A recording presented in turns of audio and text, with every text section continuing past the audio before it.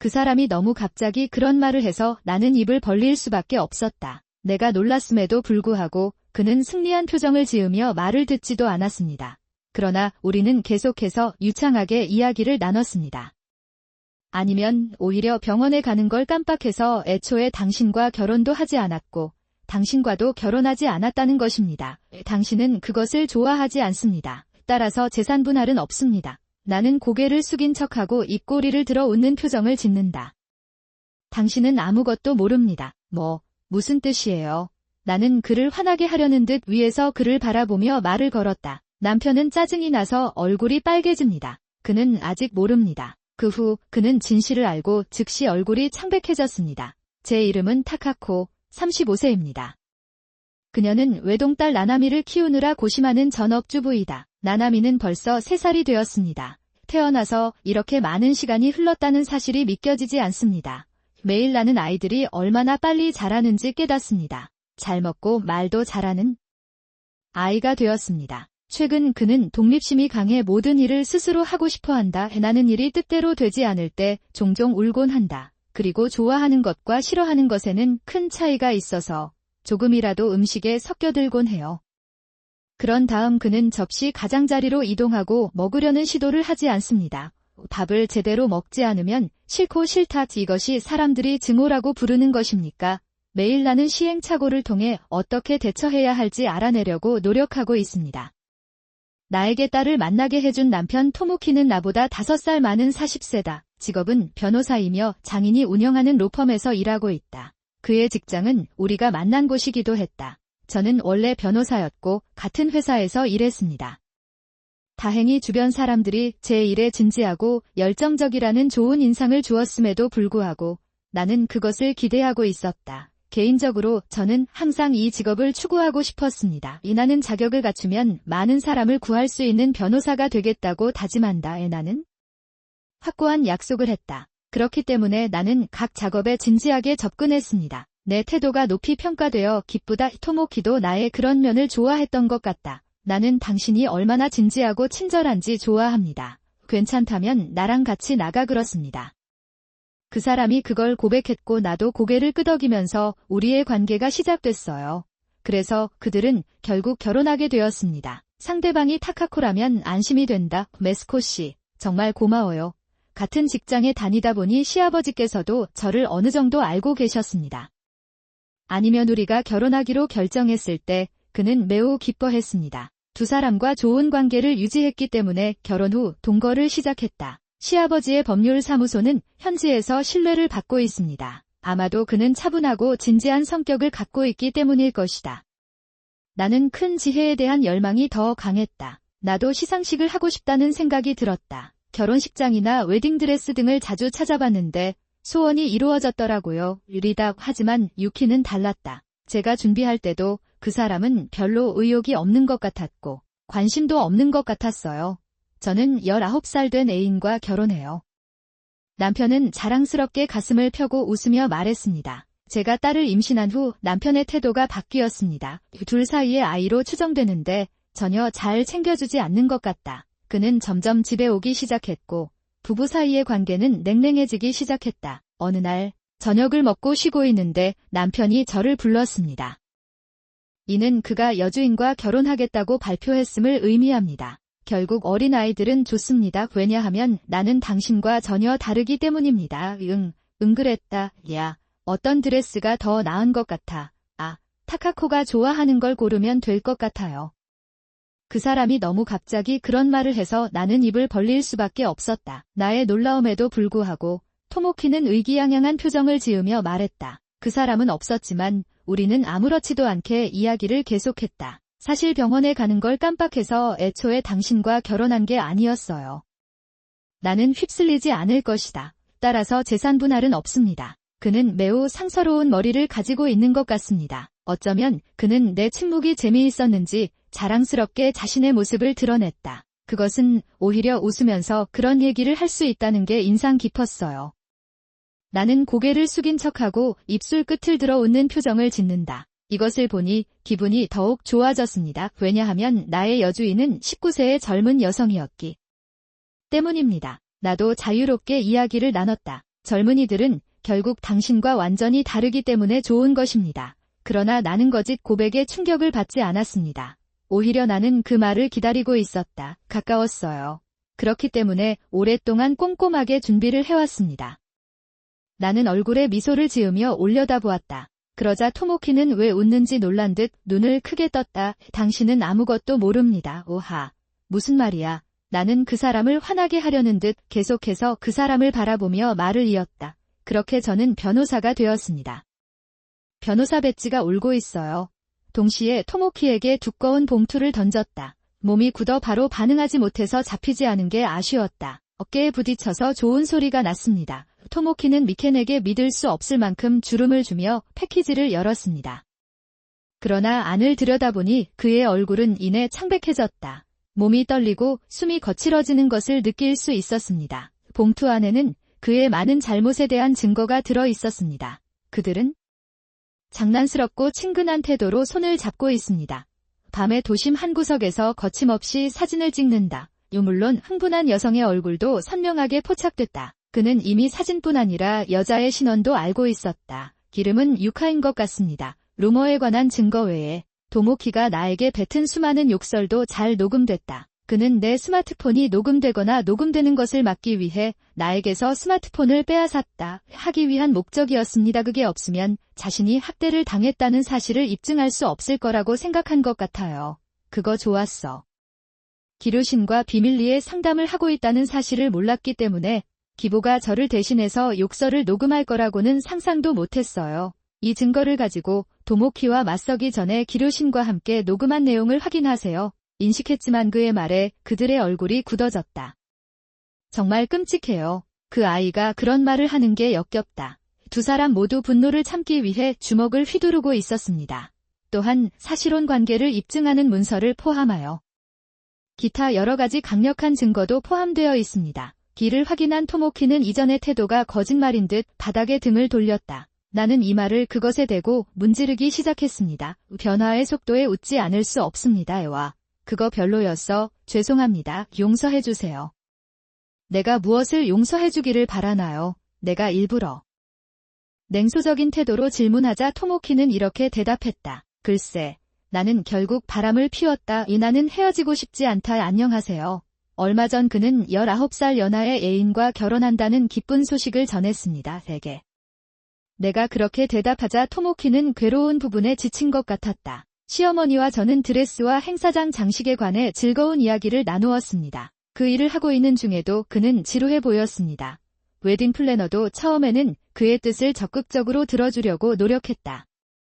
그런데 반응이 좋지 않아서 주로 나에게 말을 걸기 시작했다. 그랬다. 실제 공연에서는 웃어주셔서 안심이 됐는데 왜 열광하지 않았을까요? 아직도 가끔 그랬는지 궁금합니다. 그 후 한동안 시아버지 사무실에서 아르바이트로 계속 일을 하다가 결국 김신 사실을 알고 회사를 휴직했습니다. 깁더디 있었고 불편함으로 인해 업무에 집중하는데 어려움을 겪고 있었습니다. 그것은 지금 태어나지 않은 아이를 최우선으로 생각하세요.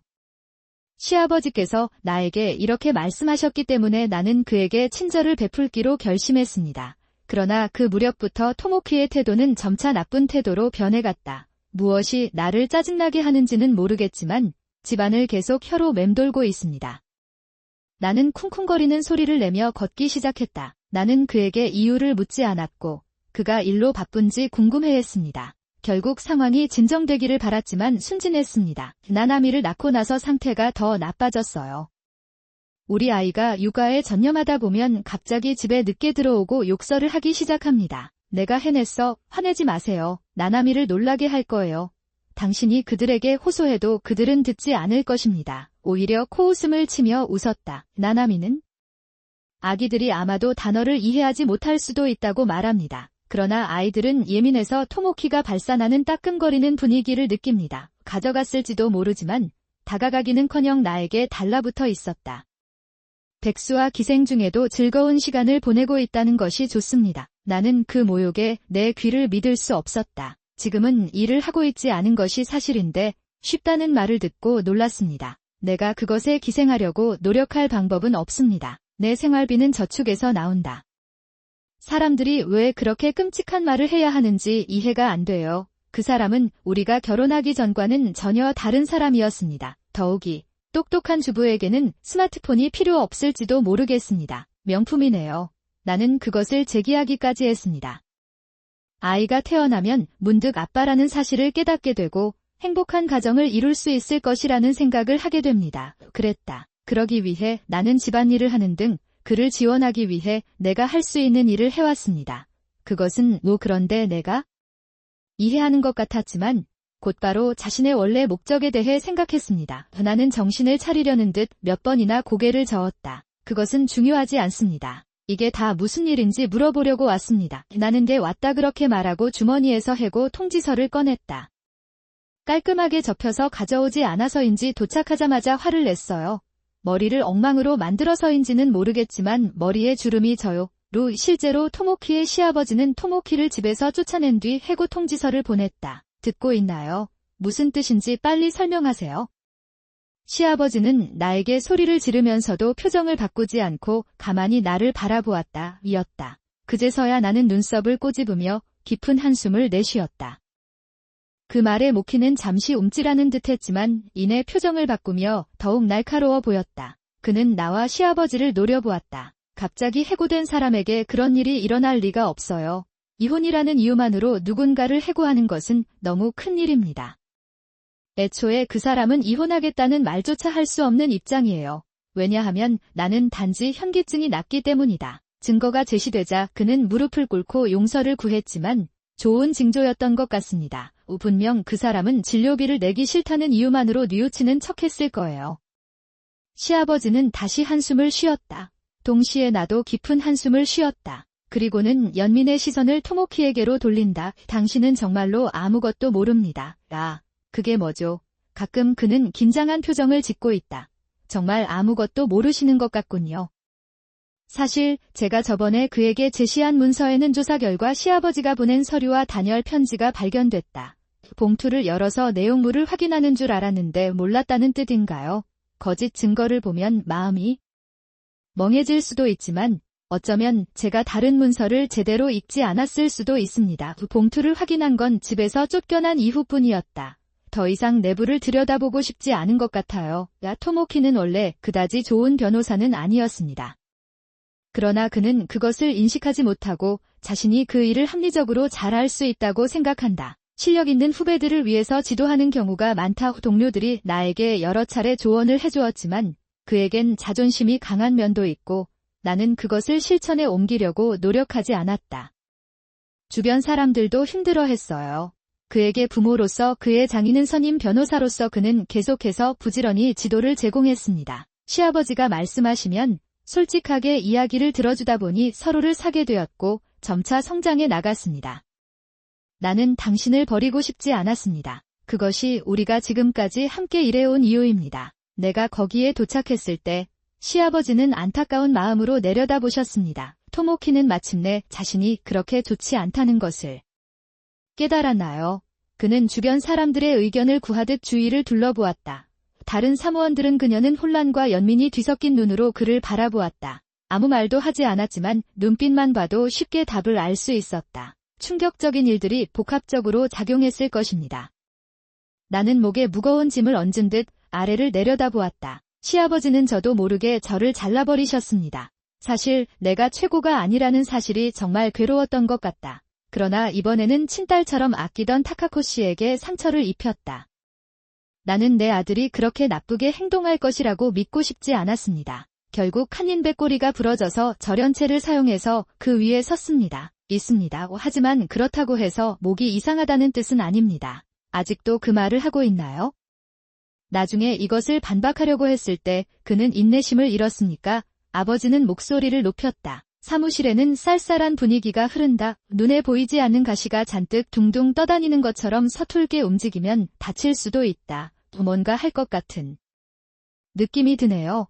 일을 빼먹었을 수도 있습니다. 서류 작업이 번거롭다는 이유로 후배들에게 서류 작업을 강요하는 기업이 많다는 보도도 있다. 오고 있다. 잊어버렸다고 말하지 마세요. 더욱이 토모키는 스트레스를 해소하려는 듯 후배들에게 폭언을 퍼부었다. 그도 그랬다고 합니다. 그는 이 사실을 누구에게나 말하면 감독이 그를 해고하겠다고 위협했다. 자신이 아들이라는 점을 이용해 시아버지의 이름을 임의로 거론한 것이다. 진지하고 정의감이 강한 시아버지로서는 결코 용서할 수 없는 행위였습니다. 그래서 내가 당신을 해고하기로 결정했어요. 이것을 이해하셨나요? 내가 중얼거리지도 않을 만큼 굵고 무서운 목소리로 물었더니 마침내 그는 조용해졌다. 타모키는 깊게 고개를 끄덕였다. 그게 다야. 이 사무실에는 더 이상 책상이 없습니다. 더 이상 시끄럽게 굴면 모든 수단을 동원해 처벌하겠다. 나 너무 낮은 목소리로 말하자 토모키는 그 기세에 움찔했지만 들어왔을 때와는 정반대였다. 우시오 특유의 방식으로 그는 열광적으로 떠났다. 그 후 장인어른의 도움으로 변호사로서의 능력을 발휘하기로 결심했습니다. 그런 다음 그들은 의사 비용, 자녀 양육비 및 자산에서 가능한 한 많은 것을 터모키에서 짜냈습니다. 아마도 그는 회사에서 쫓겨날 때 장인어른이 보인 그 눈빛을 잊을 수 없을지 모르지만 놀랍게도 그는 주저없이 정직하게 돈을 지불하겠다고 약속했습니다. 역시 그는 시아버지에 대해 별로 관심을 두지 않는 것 같다. 각종 결제가 이루어졌을 경우를 대비해 연락처를 남겨두었지만 현재로서는 전화도 메시지도 오지 않습니다. 아무래도 그는 너무 겁이 나서 시아버지에게 연락을 하지 못했고 그 이후로 한 번도 연락한 적이 없었던 것 같습니다. 나는 그것에 대해 들어본 적이 없습니다. 그러나 아마도 그녀는 시어머니에게서 인류가 되겠다는 희망을 보았고 처음에는 시어머니에게 여러 메시지를 보냈을 것입니다. 메시지를 전하고 있었던 것 같습니다. 시아버지가 대신 조치를 취하자 그것도 완전히 사라졌고 토모키의 현 상황도 사라졌다. 나는 그 사람 자신이 아니라 소문을 통해 상황을 알게 되었습니다. 분명히 그는 다른 회사에서 다시 변호사로 일하려고 했습니다. 하지만 시아버지가 워낙 유명하다 보니 이미 시아버지 주변에는 소문이 퍼져 있었습니다. 여러 사무소를 방문했지만 그 어느 곳에서도 채용을 받지 못한 것 같습니다. 그랬다. 변호사가 아니라 사무원이 되어도 괜찮나요?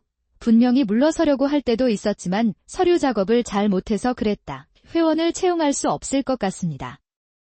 또한 다른 사람에게 일을 강요하고 있다는 사실이 밝혀져 다른 사람을 고용할 수밖에 없었다. 나는 한 번도 받은 적이 없습니다. 결국 그는 더 이상 변호사로 일할 수 없게 되자 아르바이트를 하던 중 그는 다른 업계에서 최종 취업을 목표로 하고 있다. 시아버지 친구는 공원 벤치에 멍하니 앉아있는 듯한 누군가를 본 적이 있다. 그는 말했다. 수염과 머리카락이 헝클어져 있어서 알아보기 어려웠다. 하지만 지금 그에게 무슨 일이 일어나는지는 나에게 중요하지 않습니다. 타카코 씨, 앞으로도 이 사무실을 물려주실 건가요? 시아버지께서 저에게 물어보셨는데 저는 아직 물어보지 못했습니다. 그렇게 묻었어요. 나는 그의 웅크린 머리 꼭대기를 날카롭게 바라본다. 아버지와 나는 강력한 이혼 전문 변호사라는 사실을 잊으셨나요? 아니, 그건 내가 이렇게 묻자. 토모키는 조금 고개를 들고 당황한 표정을 지었다. 그것을 사람들처럼 바쁜 줄 알았습니다. 토모키, 당신은 변호사는커녕 인간답지 못한 행동을 했네요. 부끄러워요. 참석자의 고막을 진동시키는 날카로운 목소리, 별실에 계신 시어머니가 나나미를 지켜주고 있어서 다행이었다. 내가 여기 있었다면 당장 울기 시작했을 것이다. 내가 말할 수 있는 것은 애초에 아버지가 얼마나 한심했는지 아버지에게 보여주지 않아도 돼서 다행이라는 것뿐이다. 토모키는 평소에는 친절했던 시아버지가 그렇게 큰 소리를 지르신다는 것을 믿을 수 없었습니다. 나는 쿵 하는 소리와 함께 바닥에 쓰러졌다. 한 템포의 지연 끝에 마침내 그의 팔이 풀렸다. 나는 더 이상 당신과 함께 살고 싶지 않습니다. 가능한 한 빨리 이 집을 떠나세요. 그는 더욱 차갑게 말하며 토모키의 목을 잡고 집 밖으로 끌고 나갔습니다. 그랬다. 안녕. 아빠. 이 며칠 후 시아버지 댁 현관문이 시끄러워졌습니다. 의회에 파란색 줄무늬가 있는 토모키가 의회에 탑승했습니다. 발자국 소리가 고의적인 소리를 내고 있습니다. 예전에 임신했을 때 이런 짓을 하다가 짜증이 날 때 쓰는 버릇이에요. 아마 몸에 박혀 있을 것 같아요. 방에 있던 사람들은 토모키와 그의 장인을 번갈아 바라보며 혼란스러워했다. 그는 점원의 손을 뿌리치고 곧바로 장인의 책상으로 걸어갔다. 나는 가려고 노력했다. 그러나 그들은 내가 거기 있다는 것을 깨달았을 때 눈을 크게 뜨고 구멍이 뚫린 채 멈춰 섰습니다. 그가 죽는 건 아닐까 싶을 정도로 나를 뚫어지게 쳐다본다. 당신은 왜 여기에 있습니까? 왜냐고 물어봐도 직장에 복귀하는 것 외에 다른 이유가 뭔가요? 눈앞에 있는